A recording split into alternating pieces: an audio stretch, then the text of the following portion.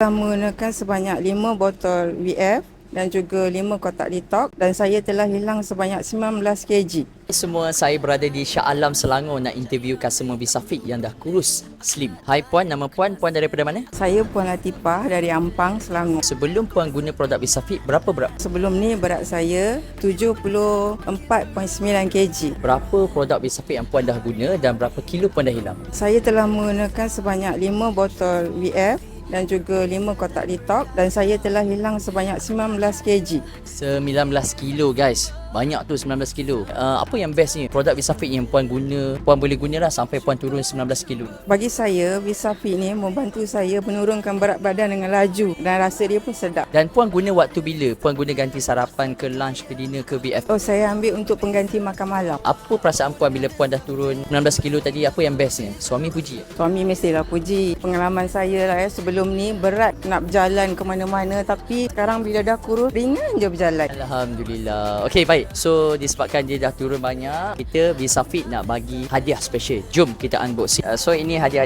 special. Kita nak Puan unboxing, kita akan bagi. Ini trofi daripada Visafit, trofi ni. Okey, lepas tu kita bagi sertifikat. Sebab dah berjaya turun berat badan, ini sertifikat dia. Okey, kita nak bagi jen surprise. Okey, Puan kena unboxing.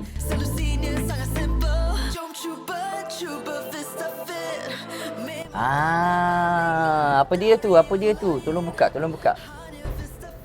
Okey, yes, cincin emas. Okey, baik. Saya nak Puan sarung sekarang. Okey. Untuk pakai. Oh, slow. Okey, dan kita belanja sikit dan tunjuk. Okey, dah pakai. Zoom sikit kamera. Alhamdulillah. Okey. Yeay. Tanya kepada Puan sebab dah turun dengan Visafit, lepas tu dapat hadiah cincin lagi. Siapa nak bagi? Dah turun dapat hadiah. Okey. Terima kasih Puan sebab dah berjaya.